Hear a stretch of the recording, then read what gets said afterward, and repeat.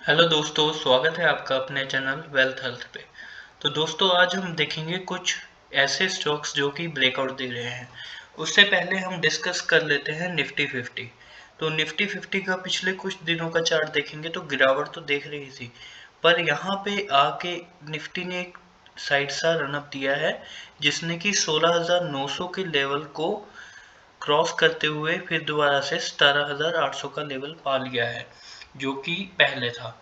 तो यहाँ पे निफ्टी में ब्रेकआउट की सिचुएशन तो दिख रही है, पर क्या ये डिसाइसिव ब्रेकआउट है?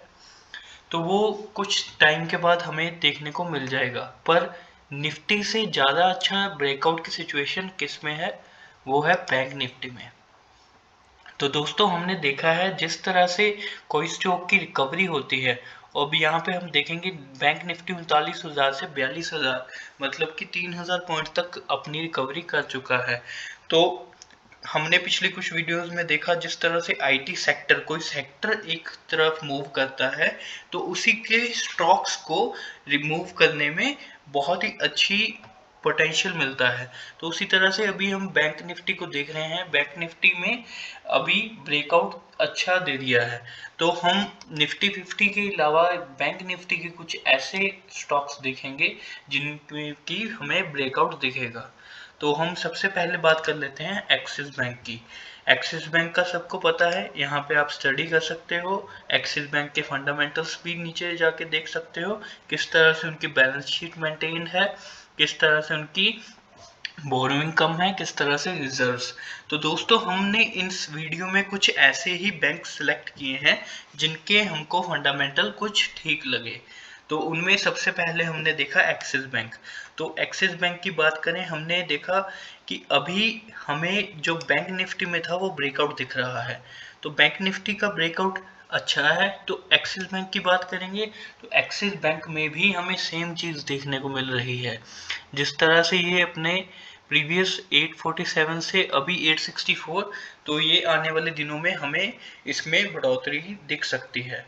तो उसी तरह से अगर हम अगले स्टॉक की बात करें तो वो हो कोटक महिंद्रा बैंक। तो कोटक महिंद्रा बैंक को आप देख सकते हैं, जिस तरह से ये बैंकिंग का स्टॉक है, इसका लो था 1648 का, तो जो कि बढ़ के कुछ ही ट्रेडिंग सेशंस में हो चुका है 1869 का।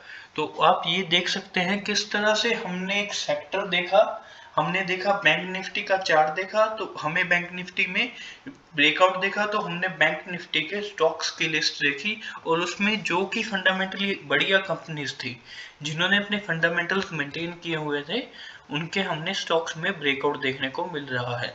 उसी तरह से अगले एक बात करेंगे स्टॉक की, वो है बैंक ऑफ बड़ौदा। तो बैंक ऑफ बड़ौदा में भी सेम चीज देखने को मिल रही है। जिस तरह से ये एक साइडवेज चल रहा था और यहाँ पे आते आते यहाँ पे भी एक इसका यू शेप पैटर्न बन रहा है, जो कि इसमें बढ़िया मूवमेंट दे सकता है। इसी के फंडामेंटल्स आप इसके नीचे जाके यहाँ पे स्टडी कर सकते हैं। तो अगले की बात करेंगे ब्रेकआउट की, तो एचडीएफसी बैंक में अगर आप ध्यान से देखेंगे चार्ट, तो ये भी मूवमेंट दे चुका है, जो कि 1560 से बढ़ के अभी 1692 के आसपास खड़ा है। तो उसी तरह से अगले स्टॉक की बात करेंगे तो हम वो है आईसीआईसी बैंक। तो आईसीआईसी बैंक की बात करें, उसने भी सेम वेज मूवमेंट दी है और वो भी चलने के लिए तैयार है। तो इस तरह से हम कोई भी सेक्टर को पकड़ सकते हैं। हमें bank Nifty, mid cap Nifty, Nifty 50, उस तरह से हमें पता चलेगा कि वो पर्टिकुलर सेक्टर ब्रेकआउट दे रहा है। अगर निफ्टी 50 ब्रेकआउट दे रहा है तो उनमें से निफ्टी 50 के जो अंदर 50 स्टॉक्स हैं, उनमें से ही कोई ना कोई स्टॉक बढ़िया परफॉर्म करेगा। तो इस तरह से हम सेक्टर से स्टॉक्स का पता कर सकते हैं।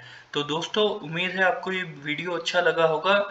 इसमें से हम कुछ भी खरीदने या बेचने की सजेशन आपको नहीं दे रहे हैं, बस आपको एक स्टडी करने का तरीका बता रहे हैं जिससे आप बढ़िया स्टॉक देख सकते हैं। करना क्या है, आपको सेक्टर्स पे नजर रखनी है। सेक्टर्स में आपने देखना है कौन सा सेक्टर ब्रेकआउट दे रहा है और उस सेक्टर में आपने कौन सी कंपनीज आ रही हैं, मान लीजिए आपकी 20 कंपनीज उस सेक्टर के आ गई, तो 20 कंपनीज में से कौन सी कंपनी बढ़िया है और ब्रेकआउट दे रही है, उसे सिलेक्ट करके उसके फंडामेंटल स्टडी करके आप अपने निवेशक की सलाह लेके उसमें निवेश कर सकते हैं।